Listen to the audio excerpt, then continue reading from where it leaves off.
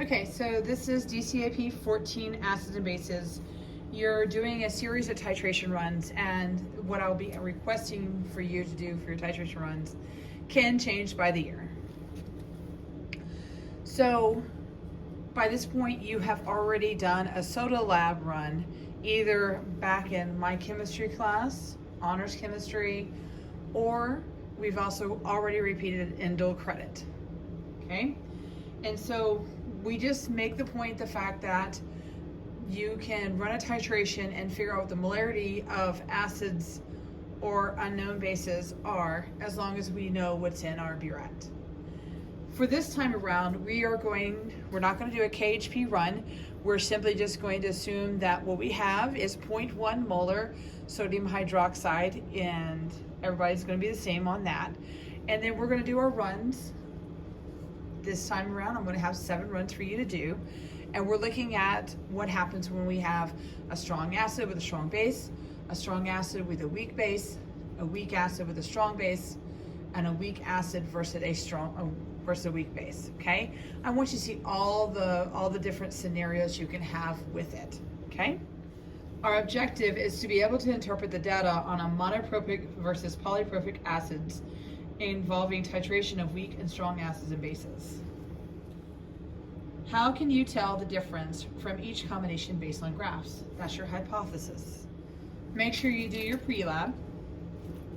Don't just directly copy what I have for my answers on there. It is just an example for you to work through, put in your own words so you have ownership of it. Okay, so like I said, you could use the black boxes with the wired in pH probes, or you can use the Wi-Fi ones. I'm going to choose to use the Wi-Fi ones. I've got my iPad here. My pH probe is blinking red. We'll do sensor data collection. We'll do proximity, nope, it jumps too much. We'll do proximity connect. And my number matches, so we're done with that. Now, a few more things to set up. If I hit the box up here, I want the data table and meters.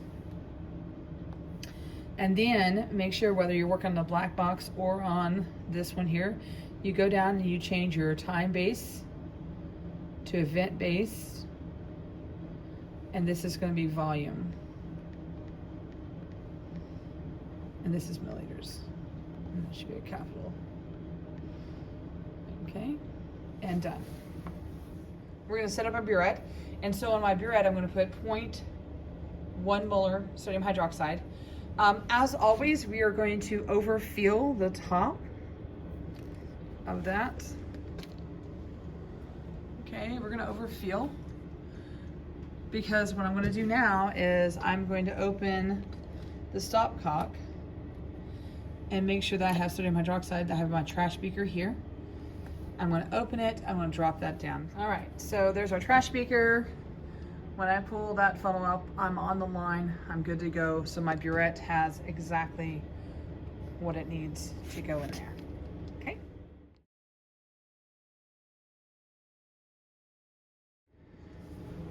Okay, so we're going to add 50 milliliters of water, which I've already have done in here. You do not have to have a stirring mechanism in order to do this. I just happen to set one up.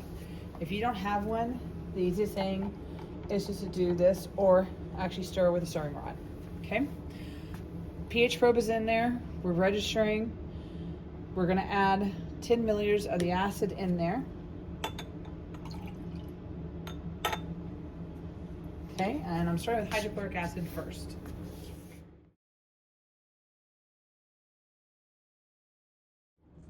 When you're working with sodium hydroxide, you can add a few drops of phenolphthalein in there if you like, that security blanket. It will do a pH above 7, it's closer to an 8, all right? We're hoping that when we do this run with hydrochloric acid and sodium hydroxide, since they both are what we call monoprotic, we should hit a pH of a 7 as the neutral, okay? All right, so we're gonna collect, keep, first one to 0,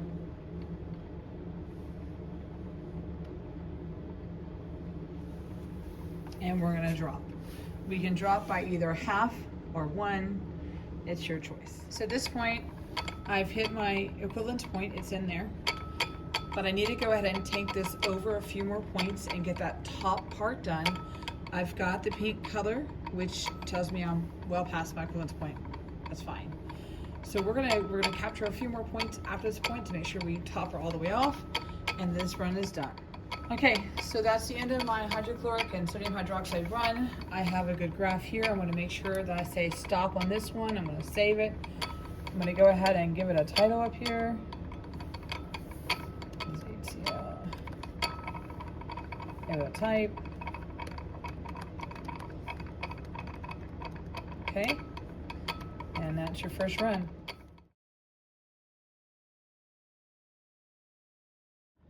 Okay, run 2, we're gonna do sodium hydroxide and vinegar, or acetic acid, so that's supposed to be a weak acid. I've already got it set up, everything's in there. Again, we're gonna keep our first point and we're just gonna start running it and see what we get. Okay, so I finished. I am keeping the points over here. I'm going all the way to 20, right?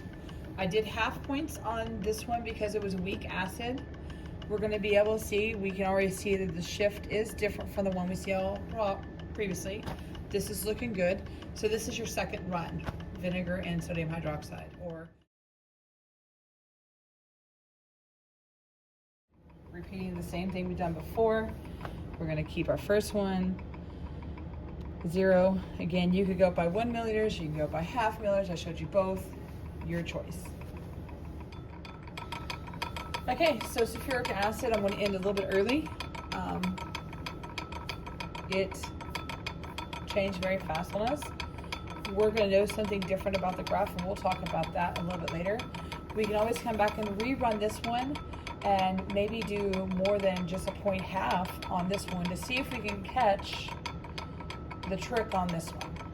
Okay, so if you do the 0.5, you're going to see something kind of odd with it. Go back and do it again, and maybe go down like 0.1s or 0.2s to see if you can catch it.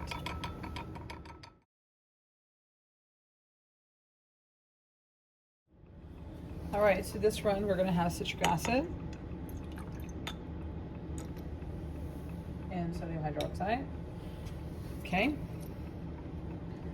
This is the last run with sodium hydroxide and burette. After that, we're going to change it up a little bit. So we're going to press collect, create new data set, keep your first one, and just like we did before, you're running either with 1 milliliter or a half milliliter. Okay, so there's citric acid. One thing you should note, it took us longer to get to the point where we changed. We're down to a finish at 40 milliliters. Again, we're looking at the differences between the different acids and bases and so forth, okay?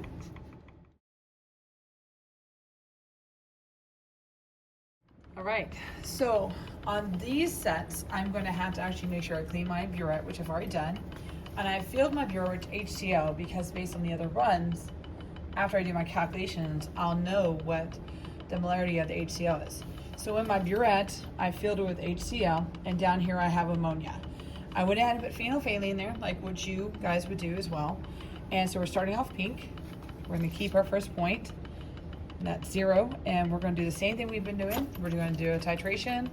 Again, we can do half, or we can do 1 milliliter. Okay, so a few things on this. So if you happen to start off, you're doing a half, and you decide, I'm tired and I want to do 1, you can do that, and that's perfectly fine. Notice what I got here. I slowed down once I saw that it was starting to drop off, and I went back to 0.5. Totally all right. And then I was rushing down here because I was running out of time to do the classes, and I was back to 1 because I'd already hit that point that I needed, okay? Great graph, looks good, and that's your HCl and ammonia run.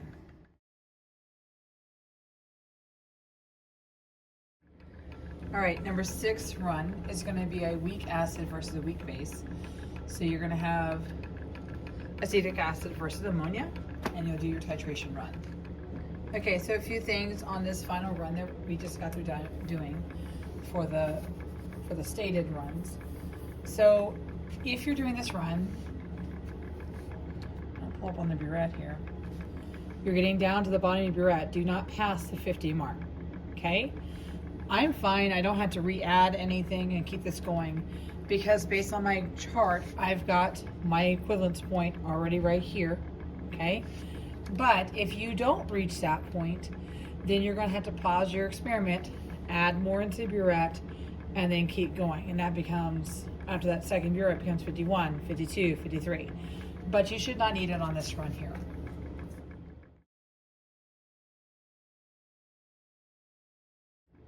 Okay, run 7. I don't tell you what to do for run 7. Run 7 is your choice. It must be something different from the combinations that we did here. And I made sure that you had the different combinations: strong acid, strong base, strong acid, weak base, weak acid, weak base, and weak acid, strong base.